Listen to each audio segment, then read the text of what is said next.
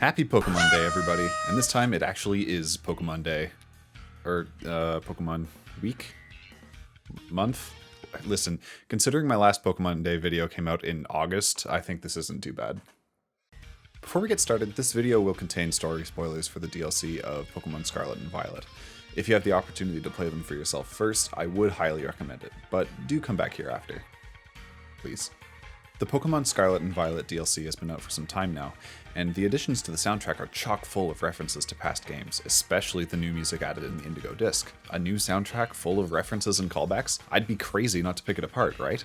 Screw that, I want to talk about Okie Dokie. I'll admit that the music that was introduced in the second half of the DLC is just such juicy bait for a video topic that I was very, very close to making that video. But honestly, I think that would be doing a huge disservice to the first of the two DLC, the Teal Mask, where our protagonist makes their first trip out of Paldea to the land of Kitakami. While I found the gameplay of the Teal Mask to be generally underwhelming compared to the Indigo disc, the music quality was off the charts. Even the wild battle theme has become a staple of my online battle music selection. I mean, just listen to these chords. Yuck. Anyway, there's one track in particular that caught my attention while playing, and that's the theme that plays when you fight the Kitakami exclusive legendary trio, Okidogi, Munkidori, and Pheasantipity, or the Loyal Three. While most of the soundtrack in the Teal Mask struck me as pleasant, nice, good even, the fight theme for the Loyal Three left me feeling just a little bit confused? I'll run through the track and maybe you'll see what I mean. It starts off with this repetition of chords in C minor that pulls from the Phrygian mode with these D flats, or the flat 2 of the key.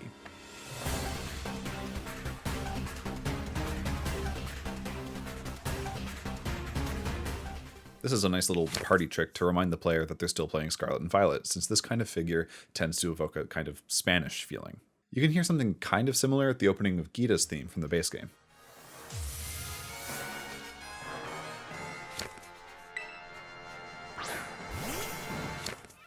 Back to the Loyal Three though, this Phrygian intro builds in complexity for 12 bars, adding layers and little flourishes, before just absolutely pulling a 180 pivot in tone with this section that sounds as if we've been transported to some weird Pokemon nightclub.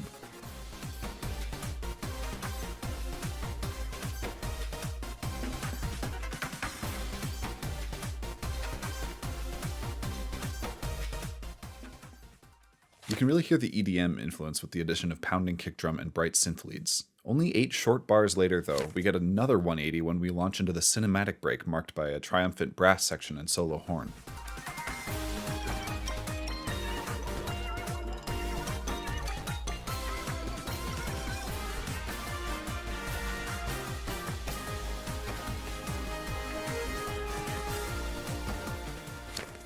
This moment is such a thematic contrast from the silly melody introduced just a moment ago, and is probably the most jarring of these pivots in my opinion. But we aren't done yet. After only 10 bars of this, we're launched into another section reminiscent of Japanese traditional music, led by this frenetic flute solo accompanied by what sounds like a shamisen. There's a nice little touch here in the bass instruments with this D flat. This note isn't in the key, but if you remember the intro, this is the note that gives us that C Phrygian flavor. In this case, the line is actually using a scale found in traditional Japanese music called insen, a pentatonic scale that shares notes with the Western Phrygian mode. It's pretty fast and hard to pick out from the surrounding music, but it's a nice touch that lends a bit of continuity to this tornado of musical contrast.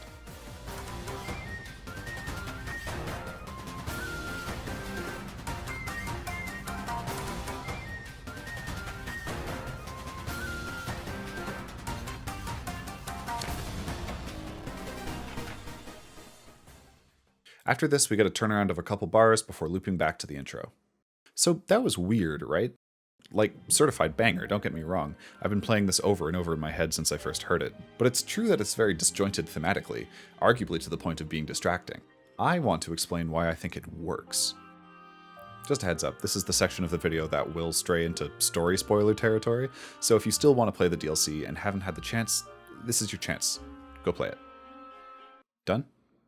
Good? Okay, real quick, check your Ursaluna and make sure it has a 0 IV in speed and trade it to me if it does, because I totally fucking forgot. The Loyal Three and Ogerpon are pretty explicitly based on the Japanese legend of Momotaro. There are several versions out there, but I'll give you a very simplified summary of the story. Momotaro, whose name means Peach Boy, was a boy born from a peach and raised by an elderly couple who found him and took him in. Momotaro grew to exhibit unnatural strength, running around and performing physical feats that shouldn't be possible at his age. Momotaro and his parents lived in a place that was frequently attacked by oni, or demons. Eventually, Momotaro set out to defeat the oni at their home and take their treasures as proof of his victory. Along his journey, Momotaro convinced a dog, monkey, and pheasant to join him in attacking the oni by feeding them some of the food his parents sent with him. The heroes arrived at the oni's lair and quickly defeated the demons who had been plaguing them. Victorious, Momotaro returned home to his parents with the treasures he took from his enemies. So, if you know the backstory of the Loyal Three and Ogerpon, you can probably see the resemblance. As it's told by the people of Kitakami, Ogerpon was a villain, an ogre that attacked their village. The Loyal Three, a dog, monkey, and pheasant Pokemon led by an unnamed trainer, were saviors who gave their lives to drive the ogre into the mountains. This explains a few moments in the music, I think. The Loyal Three are regarded as heroes by the people of Kitakami, and I think it's their perception of the trio that influences the sections of the track that have a more heroic or traditionally Japanese sound. But what about that weird EDM section in the middle? It still feels like such a weird non sequitur. Well, as we play through the DLC, we uncover that the legend repeated by the townspeople has got it a bit backwards. While the villagers praise the Loyal Three and live in fear of the ogre hiding away in the mountains, we as players learn that Ogerpon could not be less of a demon if she tried. While it is true that Ogerpon attacked the Loyal Three, they came to Kitakami not as heroes, but as thieves, and in their greed, they attempted to steal Ogerpon's masks. When Ogerpon retaliated, all the villagers knew was that the monster who lives in the mountain came to the village enraged and battled the Loyal Three, who appeared to be selfless guardians. While this misconception alone could explain the EDM weirdness, I guess, I still feel a little strange leaving it at that.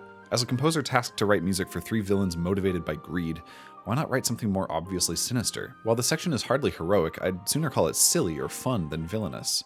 I think it makes a lot more sense when we consider the last remaining character in the story, Momotaro himself. So far, he's the only one without a parallel in the Kitakami story, save for the mention of the mysterious trainer of the Loyal Three.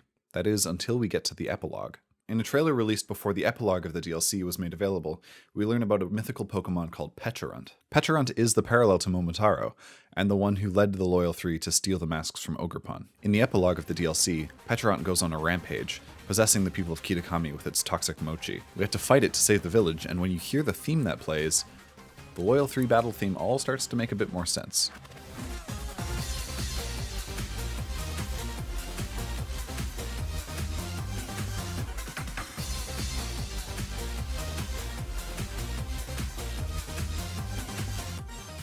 It's a remix of the Loyal Three theme, but it leans far more into that electronic style from the middle of the original track, even repeating it for an extra 8 bars. While at times the differences seem subtle, the thematic elements of the EDM section seem to leak into the other sections of the track, with additional synth and electronics that weren't present in the original theme. If you're not convinced by my musical theory crafting, just listen to the theme that plays when you fight against the trainers who are corrupted by Pecharunt.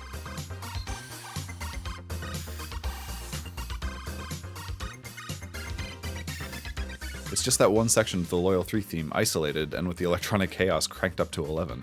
To me, it feels like Pecharunt's influence is represented by this style of electronic music, and since it was Pecharunt who corrupted the Loyal Three in the first place, it makes sense that traces of that corruption can be seen musically as well. Is the Loyal Three theme still weird and disjointed? Yeah, totally, but it's disjointed in a way that feels intentional. It rewards those who pay close attention to how the music is constructed. It almost feels like the characters of the story were written into the music. And like it's in character for Pecharunt to corrupt and infect, it's in character for the music that represents it to feel like a corruption of what could otherwise be a fairly easy to follow musical idea. Hey, I hope you enjoyed the video. I love talking about game soundtracks that accompany a story, especially when they're like this and so dynamically intertwined with the plot. I think it can be pretty easy to write off video game music as like an accompaniment to the in-game events, like an afterthought. But when you start to really pay attention to how it interacts with in-game events, you can find some really cool things. That kind of intricacy is what I want to uncover in future videos, because that's the most interesting part of video game music to me. I know this is the second Pokemon video I've made in like a year, which is pretty frequent given that I make like 2 or 3 per year at this point. But I hope to branch out into some other topics in the future. I have some things planned, so you can look forward to some cool video game music videos in the future. Dude, the last quarter of this recording is just me fumbling through this improvised outro. If you enjoyed the video, please don't forget to subscribe, leave a like, leave a comment. All this interaction helps with the algorithm and whatnot. I don't really know how it works. YouTube is a mystical being that I can never hope to crack, but all I know is that bigger number makes me happy, makes happy brain chemical go up, something something. Anyway, you can hope to see slightly more frequent uploads from me. I have some cool ideas coming up. And I'll see y'all next time. I don't do improvised outros well. I should really script these. Bye. See you later. Goodbye.